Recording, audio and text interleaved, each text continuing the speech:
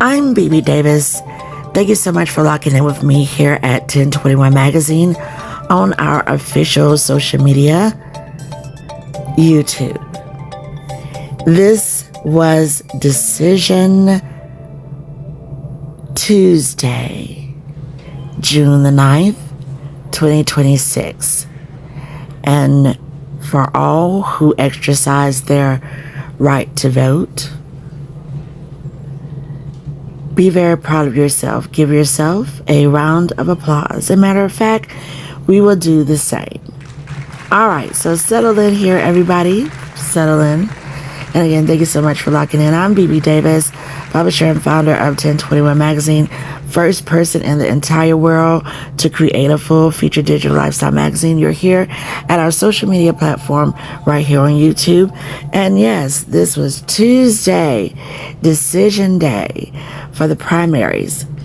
It speaks volumes, ladies and gentlemen, for me as a political science major. Love everything about how you go about presenting the law, the construction of the laws, the variation of the laws, and also coming from a public figure family, political family. Okay, so in my POV, and I'm sure others can agree, many voted for the circumstances for which they found themselves in at this present time. There's so much going on, from the economy to the war to the climate of gun violence, the climates of the young people with the teenage out in the public and trying to hold parents accountable, are many of those who are in the public sector of law and order. It's just a lot. You know, gas prices, we could go on and on. So with the climate that we're in, even things I did not even mention, many people, it seems, from the polls, looking deeply into the counties, their results, people voted for the circumstances for which they found themselves in, collectively, in my strong POV. So let's take a look. We're going to start off with my maternal state, maternal family state, that's South Carolina. This was a state to watch. Everyone who exercised their right to vote, give yourself a round of applause. And of course, we'll give you a round of applause as well. Again, we're a live stream, so welcome to the live. Okay, let's start with the Democrats here. The race for the governor. McMaster, he's already termed out, so he cannot run again. So you have a highly coveted position in South Carolina here. And we have some phenomenals that just came in as everyone settles in for these results as you move toward the fall to see who will be elected. So for the Democrats in the governor position, all eyes on that position, and who would take the primaries, it would be Jermaine Johnson. He wins the South Carolina primary for the Democrats. Now, these percentages and the vote numbers are subject to change. But without a doubt, he had 59.7%. He had the estimated 221,719 votes. Behind him was Billy Webster, 110,262 votes in the 29.7% range. And then you have Mullins McLeod in third for the Democrat primary with 39,703, 10.7%. Now, this is a phenomenal moment. If you look back at the story of Jermaine Johnson, by leaps and bounds, this was a nice margin ahead of Billy Webster. So he is the winner for the primary in South Carolina, representing the Democrats, to head into facing off with those who are still in the running with governor's seat ahead. All right, so let's take a look at the county results here. I love looking at that here. Abbeville, Jermaine Johnson, he had 71% of the vote, whereas Webster had 20.5% of the vote, and McLeod had 8.4%. In Aiken, Johnson, 72.9%, Webster, 15%, and McLeod, 12.1%. If you look at the voting over there in Aiken, he had 6,930 votes. That was Johnson to Webster's 1,427 votes. If you go back a little ways here, let's go back a little ways here. In Abbeville, 917 votes for Johnson, and Webster 264, McLeod 108. In Allendale, 592 votes for Johnson, Webster 110, McLeod 100.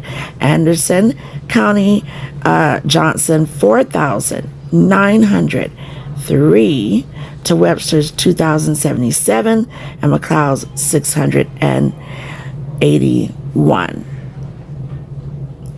Bamberg, let's take a look at this. Johnson 1,110 in that 67.5% margin, and Webster's 299 votes, 18.2. McLeod 236 at 14.3%. Okay, I'm gonna speed this up a little bit here because of those margins here. If I see something that's like drastically close as far as the counties, then I'll go ahead and I will speak upon that. Okay.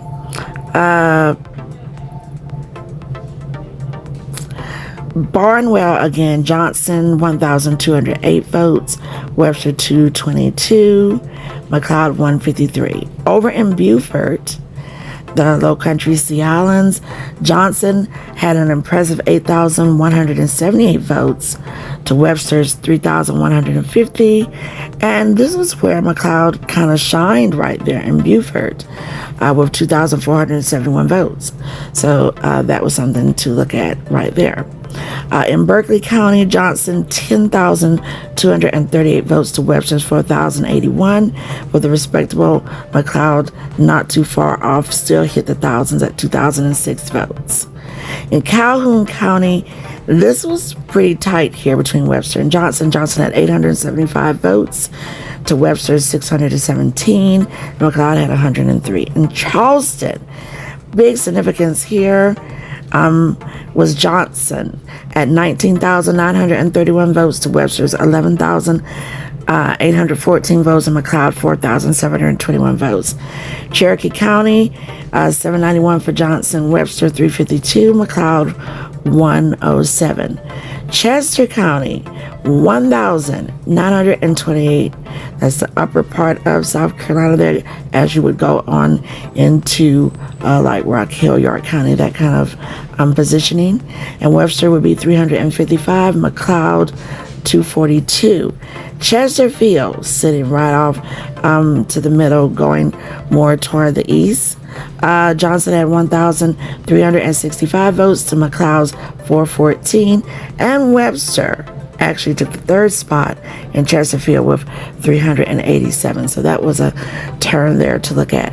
Clarendon County for Johnson, $1,892 votes. And Webster 1,310 votes, McLeod 239. Colleton, down in that district, 1,839 for Johnson, Webster had 625, and McLeod 498. Darlington County, Race County, NASCAR, 3,042 for Johnson. Very impressive there, with Webster 1,449 and McLeod 745. In Dillon County, that is 1,215 for Johnson, and Webster had 479 with McLeod 139.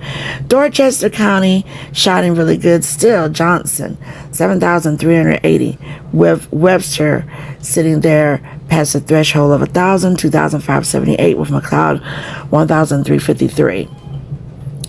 In Edgefield, Johnson did a sweep there, 1,099 votes to Webster's 322 and McLeod's 219.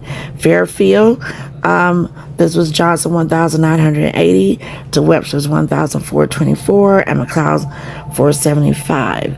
Florence, this was a big one to look at here. Got Francis Marion sitting there, a good community on both sides. And somewhere in between, Johnson had 6,739 votes to Webster's 3,033 and McLeod's 1,720. Georgetown, 3,409 for Johnson and 1,406 for Webster and McLeod 963.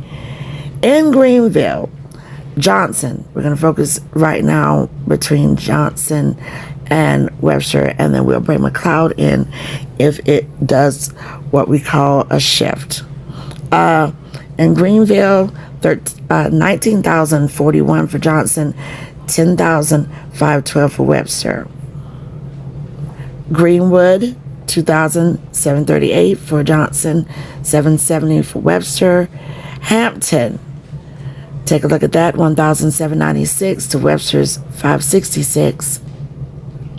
Horry County, 8,437 for Johnson, 6,235 for Webster. McLeod had 1,871.